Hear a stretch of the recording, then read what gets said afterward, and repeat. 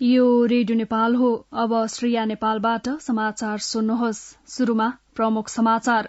प्रधानमन्त्री शेरबहादुर देउवाले आजदेखि कार्तिक 20 गतेसम्म गृह जिल्ला डडेलधुराका विभिन्न स्थानमा आयोजित निर्वाचन लक्षित कार्यक्रमलाई सम्बोधन गर्ने, आजदेखि राजनीतिक दल तथा उम्मेद्वारले निर्वाचन लक्षित भेला, आमसभा, कोणसभा तथा र्यालीहरू गर्न पाउने, निर्वाचन प्रचार प्रसारमा सरकारी स्रोत साधनको प्रयोग नगर्न निर्वाचन आयोगको आग्रह, मंगिर 4 गते हुने प्रतिनिधि सभा तथा प्रदेशसभा सदस्य निर्वाचनलाई स्वच्छ, निष्पक्ष, विश्वसनीय, भयरहित तथा मितव्ययी रूपमा सम्पन्न गराउन तीनै तहको सरकारलाई निर्वाचन आयोगको 7 बुँदे निर्देशन र जलवायु परिवर्तनका कारण मध्यपूर्वी राष्ट्रहरूमा खाद्यान्न र पानीको अभाव हुने जोखिम। ए छोरा, के छ हाल खबर? पढाइ कस्तो चल्दैछ? सबै राम्रै चल्दैछ। अनि त्यहाँ के छ बुवा? यहाँ पनि सबै राम्रो छ। ल, तेरो आमासँग कुरा गर। पर्दैन, किन धेरै पैसा खर्च गर्नुहुन्छ? किन टेन्सन लिन्छस् बाबु? हामी जस्ताको लागि एनटीसी को कल इन्डिया प्याक छँदैछ नि। इन्डिया कल गर्न त कस्तो सस्तो पो छ त त्यसमा। ल, त्यसो भए ढुक्कले कुरा गरौँ न त। सेवा सुचारू गर्नका लागि *1415# डायल गर्नुहोस्। नेपाल टेलिकम, राष्ट्रको सञ्चार।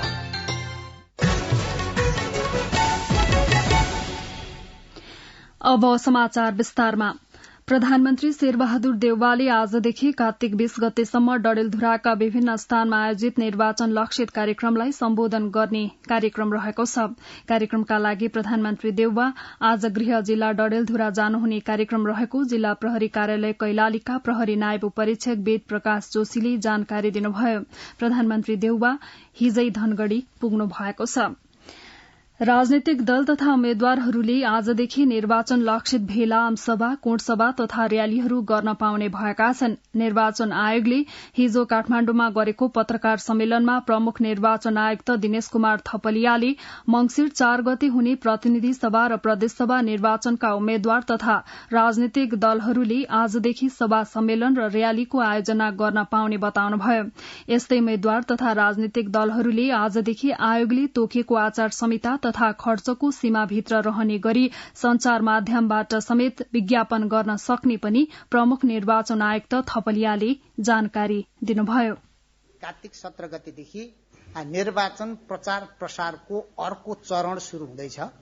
यस अनुसार निर्वाचन प्रचार अन्तर्गत अरू कार्य त हुँदै आए, तर अब विशेष गरेर जुलुस, आमसभा, कोणसभा, संचार माध्यममा आफ्नो निर्वाचन सम्बन्धी सामग्री प्रकाशन र प्रसारण गर्न सकिने व्यवस्था गरिएको हुँदा कार्तिक 17 गतेदेखि मंगिरको 1 गतेसम्म राजनैतिक दल र उम्मेद्वारहरूले निर्वाचन प्रचार प्रसार गर्न सक्ने म यहाँलाई निवेदन गर्न चाहन्छु।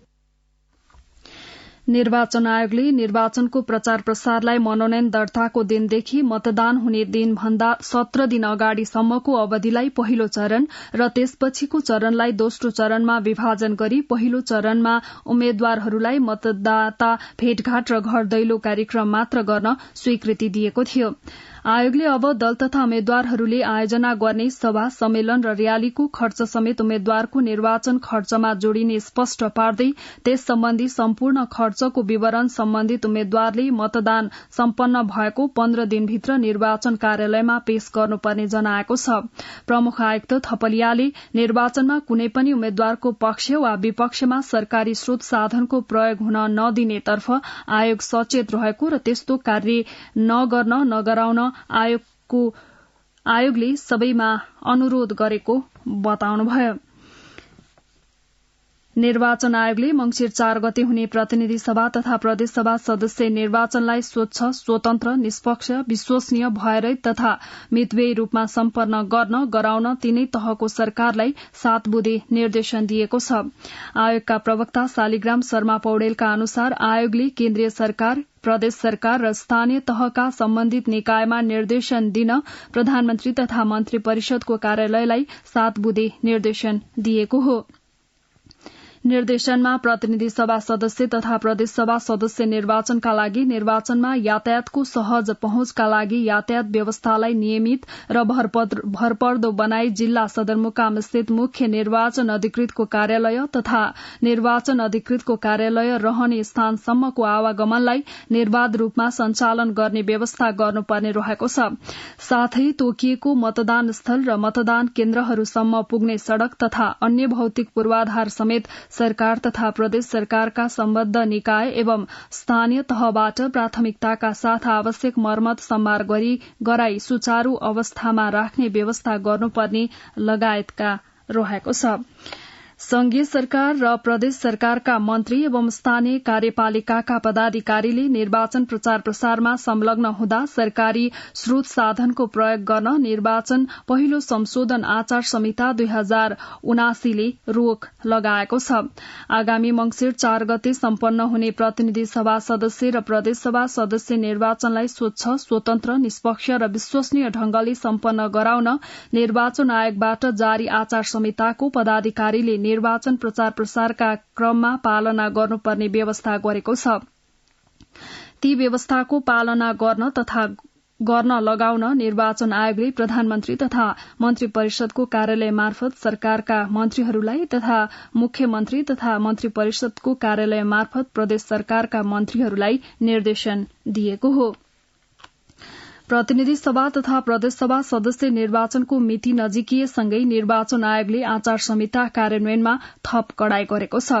आयोगले हालसम्म निर्वाचन आचार संहिता विरूद्ध कार्य गरेका 65 भन्दा बढ़ीलाई स्पष्टीकरण सोधिसकेको छ भने आचार संहिता पालना गर्न सबैमा आग्रह गर्दै उल्लंघनका उजुरी र सूचना प्राप्त भएमा थप अनुसन्धान र कार्यवाही गरिने जनाएको छ। संवाददाता सरिता खनालको यो रिपोर्ट।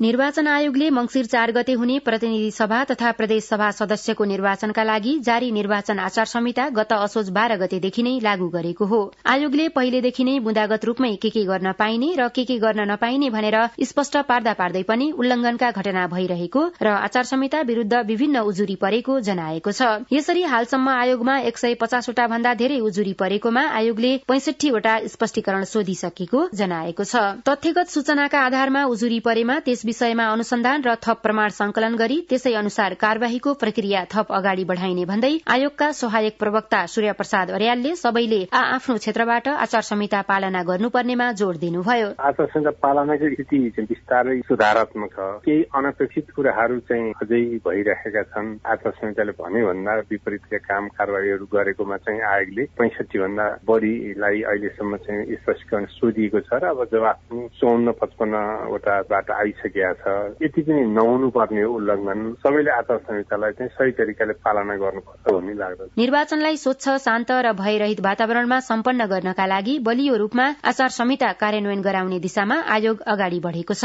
आचार संहिता पालना गर्नु दल, उम्मेद्वार तथा सबै नागरिकको कर्तव्य हो। त्यसैले उम्मेद्वार तथा दलहरूले पनि निर्वाचन जसरी पनि जित्नुपर्छ भन्ने मानसिकता नराखी लोकतान्त्रिक प्रणालीको अवलम्बन गरेर आचार संहिता अनुरूप के गर्न हुन्छ र के गर्न हुँदैन भन्ने कुराको आत्मसात गर्न सके मात्रै यसको पूर्ण रूपमा पालना हुने बताउनुहुन्छ पूर्व प्रमुख निर्वाचन आयुक्त नीलकण्ठ उप्रेती। आचार संहिता आयोगले विधिवत रूपमा व्यापक रूपमा लागू गर्न कोसिस गरेको छ। आचार संहिताको व्यवस्था पुस्तिका सार्वजनिक गरेका छ। जुन कानून सरह हुन्छ आयोगले सूचना जारी गरेर आचार संहिता बनाएर सार्वजनिक गरेर मात्र पनि नहुने रहेछ। आचार संहिता पालना गर्नु दल, उम्मेद्वारहरू हामी सबै नेपाली नागरिकको कर्तव्य हो। दलहरूले उम्मेद्वारले आत्मसात गर्यो भने लोकतान्त्रिक संस्कारबाट चाहिँ अगाडि बढ्न खोज्यौं भने सक्यो भने मात्रै चाहिँ सम्भव हुन्छ। निर्वाचन आचार संहिता 2079 को दफा 7 मा नेपाल सरकार, प्रदेश सरकार र स्थानीय तह अन्तर्गतका निकाय, अर्ध सरकारी तथा सार्वजनिक संस्था र सोमा कार्यरत कर्मचारीले पालना गर्नुपर्ने आचरण अन्तर्गत खण्ड क मा कुनै राजनैतिक दल वा उम्मेद्वारको पक्ष वा विपक्षमा प्रचार प्रसारमा संलग्न हुन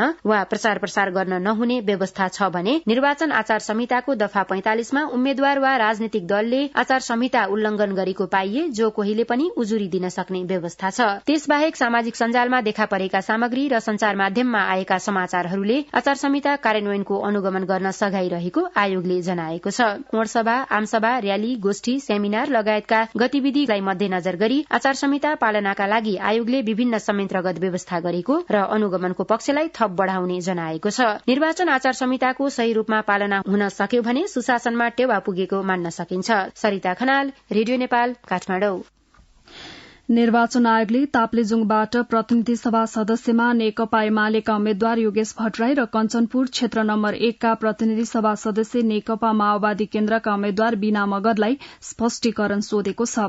नेकपा एमालेका सचिव भट्टराईले आफ्नो निर्वाचन क्षेत्र अन्तर्गतको सिरजंगा गाउँपालिका 3 सिकैचामा आचार संहिताको उल्लंघन हुने गरी 25 जना भन्दा बढ़ीको भेला गरेको र उक्त विषय आफ्नो फेसबुक पेजबाट समेत सार्वजनिक भएको भनी उजुरी परेकाले स्पष्टीकरण सोधिएको हो।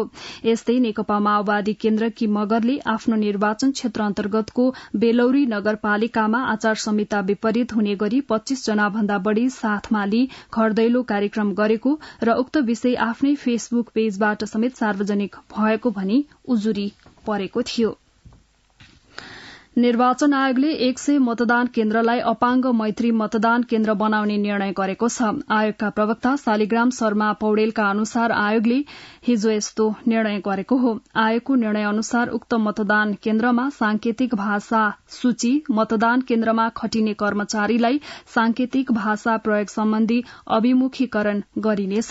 त्यस्तै मतदान गर्ने तरिका सम्बन्धी ब्रेल सामग्री, रंगीचंगी डोरी तथा पोल, व्हीलचेयर प्रवेश गर्न सक्ने मतदान केन्द्र निर्माण, अपाङ्गता भएका व्यक्तिका लागि टेबल तथा कुर्सीको व्यवस्था गरिने आयोगले जनाएको छ। नेकपा माओवादी केन्द्रका अध्यक्ष पुष्पकमल दाहाल प्रचण्डले संविधानको रक्षा गर्ने मुख्य जिम्मेवारी माओवादीको रहेको बताउनु भएको छ। गोर्खा काठमाण्डु सम्पर्क समन्वय समितिले हिजो आयोजना गरेको प्रशिक्षण कार्यक्रममा वहाँले संविधान निर्माणमा माओवादीको ठूलो योगदान रहेकाले त्यसको रक्षा पनि माओवादीले नै गर्नुपर्ने बताउनुभयो। मुलुकको आर्थिक सामाजिक रूपान्तरणका लागि संरचनागत सुधार गर्न आवश्यक रहेको जनाउँदै वहाँले संविधानको रक्षासँगै परिमार्जन गर्ने जिम्मेवारी माओवादीको काँधमा आएको बताउनुभयो। अध्यक्ष प्रचण्डले मुलुकको आर्थिक समृद्धिका लागि क्रान्तिको आवश्यकता रहेको र अब शान्तिपूर्ण आर्थिक क्रान्ति सम्पन्न गरिने दावी गर्नुभयो। निर्वाचन जित्ने र नजित्ने भन्दा पनि नयाँ पहल कदमी मार्फत देशलाई समाजवादमा लैजाने ढंगबाट अगाडि बढ़िएको उहाँको भनाइ थियो। नेपाली कांग्रेसका प्रवक्ता डाक्टर प्रकाश शरण महतले नेपाली कांग्रेसले जारी गरेको घोषणा पत्रमा कार्यान्वयन गर्न सक्ने विषय मात्र राखेको बताउनु भएको छ। हिजो बुटोलमा आयोजित साक्षात्कार कार्यक्रममा प्रवक्ता डाक्टर महतले नेपाली कांग्रेसले जारी गरेको घोषणा पत्र गर्नका लागि नभएर काम गर्नका लागि भएको स्पष्ट पार्नुभयो। वहाँले निर्वाचनपछि पार्टी सभापतिको हैसियतमा शेरबहादुर देउवालाई नै प्रधानमन्त्रीका रूपमा अगाडि सारिने बताउनुभयो। शिक्षा, विज्ञान तथा प्रविधि मन्त्री देवेन्द्र पौडेलले आसन्न संघ र प्रदेशको निर्वाचन स्वच्छ, निष्पक्ष र भयरहित वातावरणमा सम्पन्न हुने बताउनु भएको छ। बागलुङको बड़ीगाड गाउँपालिका 3 सिसाखानीमा हिजो आयोजित सत्ता गठबन्धनको चुनावी कार्यक्रममा उहाँले मतदातालाई स्वतन्त्रपूर्वक आफ्नो मताधिकार प्रयोग गर्न आग्रह गर्नुभयो। मुद्दा र देशको आवश्यकताका आधारमा 5 दल एक ठाउँ उभिएको मन्त्री पौडेलले बताउनुभयो।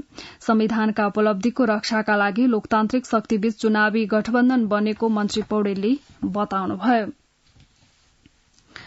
सुदूरपश्चिम प्रदेशको राजधानी समेत रहेको कैलालीमा आगामी मंसिर 4 गते हुने निर्वाचनका लागि व्यवस्थापकीय लगायतका तयारी तीव्र भइरहेको प्रदेश निर्वाचन कार्यालयले जनाएको छ। धनगढ़ीबाट संवाददाता जगत साउदको यो रिपोर्ट। मंसिर 4 गते हुने प्रतिनिधि सभा र प्रदेश सभा सदस्य निर्वाचनका लागि कैलाली जिल्लामा निर्वाचन तयारी कार्य तीव्र पारिएको छ। सुदूरपश्चिम प्रदेशको राजधानी रहेको कैलालीमा निर्वाचन कार्यालयले चुनावी तयारी कार्यलाई तीव्रता दिएको हो। प्रदेश निर्वाचन कार्यालय धनगढ़ीका अनुसार मंसिर 4 गते हुने निर्वाचनका लागि यति बेला प्राविधिक तथा व्यवस्थापकीय तयारी कार्य अघि बढ़िरहेको छ। सम्बन्धित निर्वाचन अधिकृतको कार्यालयबाट नै मतदान सामग्रीहरू वितरण गर्ने तयारी बमोजिम हाल जिल्लाका सबै निर्वाचन क्षेत्रमा मतपेटिका ढुवानी कार्य पूरा भएको छ। यही कार्तिक तेस्रो साताभित्र सम्पूर्ण मतदान सामग्री निर्वाचन अधिकृतको कार्यालयमा पठाइसक्ने गरी तयारी भइरहेको प्रदेश निर्वाचन अधिकारी प्रेमराज भट्ट बताउनुहुन्छ।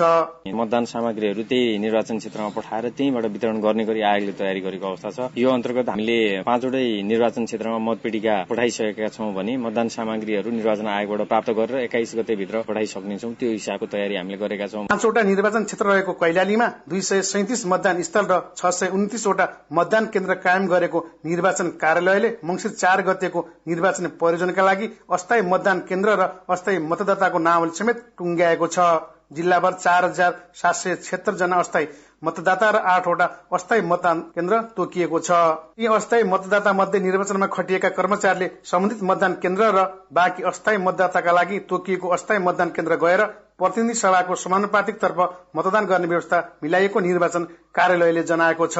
प्रदेश निर्वाचन अधिकारी प्रेमराज भट्ट हाम्रो जिल्लामा चाहिँ 8वटा अस्थायी मतदान केन्द्रहरू तोकिएका छन् भने 4776 अस्थायी मतदाताहरूको विवरण पनि हामीले चाहिँ अन्तिम रूप दिइसकेका छौं र परिचालन हुने कर्मचारीले जहाँ खटिनु भएको छ उहाँ दिनुहुन्छ भने बाँकी रहेकाले अस्थायी मतदान केन्द्रमा गएर समानुपातिक निर्वाचन प्रणालीतर्फ मतदान गर्ने गरी व्यवस्था गरेका छौं। प्रतिनिधि सभा सदस्यमा 48 जना र प्रदेश सभामा 78 जना उम्मेद्वार चुनावी प्रतिस्पर्धामा रहेको कैलालीमा 5,35,514 मतदाता रहेका छन्। जगत साउद, रेडियो नेपाल, धनगढ़ी। श्रम, रोजगार तथा सामाजिक सुरक्षा मन्त्री शेरबहादुर कुँवरले 2074 सालको प्रदेश तथा प्रतिनिधि सभा सदस्य निर्वाचनमा वाम गठबन्धनलाई प्राप्त जनमतको कदर हुन नसकेको बताउनु भएको छ। उहाँले अछामको रामा रोशनको बाटुला सेनमा घर दैलो कार्यक्रममा स्थिरता, विकास र समृद्धिका लागि 2074 सालमा जनताले दिएको मतको कदर हुन नसकेका कारण अहिले वाम लोकतान्त्रिक गठबन्धन बनेको स्पष्ट पार्नुभयो। अहिलेको गठबन्धनपछि सम्म कायम हुने र यही गठबन्धनले विकास, सुशासन र समृद्धि ल्याउने मन्त्री कुँवरले बताउनुभयो। प्रमुख निर्वाचन आयुक्त दिनेश कुमार थपलिया र नेपालका लागि जापानी राजदूत युताका किकुताबीच हिजो भेटवार्ता भएको छ। भेटवार्ताका क्रममा नेपालको आसन्न निर्वाचनका सन्दर्भमा कुराकानी भएको थियो। कान्ति पथ स्थित आयोगको कार्यालयमा भएको भेटका अवसरमा प्रमुख आयुक्त थपलियाले आगामी मंसिर 4 मा हुने प्रतिनिधि सभा र प्रदेश सभा निर्वाचनको पर्यवेक्षण गर्न राजदूत युताकालाई आग्रह गर्नुभएको थियो। अब अन्तर्राष्ट्रिय समाचार। जलवायु परिवर्तनका कारण मध्य पूर्वका राष्ट्रहरूमा पानी र खाद्यान्नको अभावका साथै तापक्रममा उच्च वृद्धि हुने एक अध्ययनले देखाएको छ। इजिप्टमा हुने संयुक्त राष्ट्र संघीय जलवायु सम्मेलनको केही दिन अघि प्रकाशित लिभिङ अन द एज शीर्षकको प्रतिवेदनले Algeria, Egypt, Lebanon, Morocco, Tunisia र संयुक्त अरब इमिरेट्समा यस्ता समस्या केन्द्रित हुने जनाइएको छ। मध्य पूर्व विश्वको औसत भन्दा झण्डै 2 गुणा छिटो तापक्रम वृद्धि भइरहेको छ, जसले गर्दा त्यहाँको खाद्यान्न र पानीको आपूर्ति जलवायु परिवर्तनका कारण अत्यन्तै संवेदनशील बन्दै गएको छ। प्रतिवेदनमा अध्ययन गरिएका 6वटा राष्ट्रहरूका सबै क्षेत्रमा पानीको अभावको उच्च जोखिम रहने, जसका कारण कृषि र मानव स्वास्थ्यमा नकारात्मक प्रभाव पार्ने उल्लेख गरिएको छ। खडेरी र पानीको अभावले ती 10 देशहरूमा बाली उत्पादनमा असर पार्ने, जसले गर्दा खाद्य आयातमा निर्भरता बढ़ाउने प्रतिवेदनमा जनाइएको छ। अब आर्थिक समाचार। पूर्वाञ्चलका उद्योगी व्यवसायहरूले वित्तीय तरलता अभाव तथा ब्याज वृद्धिका कारण औद्योगिक क्षेत्रमा परेको असर र समाधान गर्नुपर्ने उपाय सहितको प्रतिवेदन नेपाल राष्ट्र बैंक समक्ष पेश गरेका छन्। उद्योग संगठन मोरङ, उद्योग व्यापार संघ र नेपाल उद्योग परिसंघ प्रदेश नम्बर 1 को संयुक्त प्रतिनिधि मण्डलले नेपाल राष्ट्र बैंकका गभर्नर महाप्रसाद अधिकारी लगायत उच्च पदस्थ पदाधिकारीहरूलाई भेटी वर्तमानको वित्तीय संकट सम्बन्धमा प्रतिवेदन बुझाएको हो। पदाधिकारी र कार्य समिति सदस्य सम्मिलित प्रतिनिधि मण्डलले गभर्नर अधिकारीलाई केन्द्रीय कार्यालयमा भेटी अहिलेको समस्याले उद्योगहरूमा गम्भीर संकट आएकोले तत्काल समाधान खोज्न आग्रह गरेको छ। छलफलमा गभर्नर अधिकारीले उद्योगहरूको समस्याप्रति नेपाल राष्ट्र बैंक गम्भीर रहेको भन्दै सम्पूर्ण वित्तीय व्यवस्थामा सन्तुलन कायम गर्दै वर्तमान समस्या क्रमशः समाधान गर्दै जाने आश्वासन दिनुभयो। अर्थमन्त्री जनार्दन शर्मा र नेपाल भ्रमणमा रहेको जर्मनीको आर्थिक सहयोग र विकास मन्त्रालयका संसदीय राज्य मन्त्री बारबेल कोफलरको नेतृत्वमा रहेको टोली बीच दुई देश बीचको सम्बन्ध, आपसी हित र सहयोगका विविध पक्षबारे छलफल भएको छ। बुधबार अर्थ मन्त्रालयमा भएको भेटवार्तामा उहाँहरू बीच जर्मनी र नेपालका प्राथमिकताका क्षेत्र तथा सहयोगलाई निरन्तरता दिने लगायतका विषयमा केन्द्रित भएर विचार विमर्श भएको छ। सो अवसरमा अर्थमन्त्री जनार्दन शर्माले नेपालको आर्थिक विकास र लोकतान्त्रिक प्रक्रियामा मित्र राष्ट्र जर्मनीबाट निरन्तर साथ र सहयोग प्राप्त भएको भन्दै धन्यवाद ज्ञापन गर्नुभयो। जर्मनीले नेपाललाई दिगो आर्थिक विकास, ऊर्जा र स्वास्थ्यका क्षेत्रमा प्रभावकारी सहयोग उपलब्ध गराउँदै आएको छ। नेपालले जर्मनीसँग पूर्वाधार निर्माण, कृषि र उद्योगका क्षेत्रमा पनि सहयोगको अपेक्षा गरेको छ। जर्मनीले नेपाललाई द्विपक्षीय सहायता प्रदान गर्ने मुलुकको सूचीमा पुनः आबद्ध गर्ने घोषणा समेत गरेको छ। नेपाल र अमेरिका तथा नेपाल र स्विजरल्याण्ड बीच द्विपक्षीय हवाई उडानका लागि सम्झौता हुने भएको छ। सम्झौता सम्बन्धी प्रस्ताव मन्त्री परिषदको बुधबारको बैठकले स्वीकृति गरेको हो। प्रारम्भिक छलफल अनुसार हाल नेपाल र अमेरिका बीच सातामा 2 वटा उडान सञ्चालन गर्ने र नेपाल र स्विजरल्याण्ड बीच 1-1 वटा उडान गर्ने गरी छलफल भएको र के कति उडान गर्ने भन्ने विषय द्विपक्षीय छलफल गरी गरी सम्झौतामा तोकिए बमोजिम हुने प्राधिकरणका प्रवक्ता जगन्नाथ निरौलाले बताउनुभयो। यसैबीच कुवेत एयरलाइन्सले बिहिबारदेखि गौतम बुद्ध अन्तर्राष्ट्रिय विमानस्थलमा चार्टर उडान शुरू गर्ने भएको छ। कुवेत एयरले आगामी दिनमा नियमित उडान गर्ने तयारी स्वरूप चार्टर उडान गर्ने भएको छ। स्वदेशी अन्तर्राष्ट्रिय विमान कम्पनी हिमालय एयरलाइन्सले पनि बिहिबारबाटै गौतम बुद्ध अन्तर्राष्ट्रिय विमानस्थलबाट उडान शुरू गर्ने भएको छ। आर्थिक समाचार प्रस्तुत गर्दै हुनुहुन्थ्यो भुवन आचार्य। अब खेल समाचार।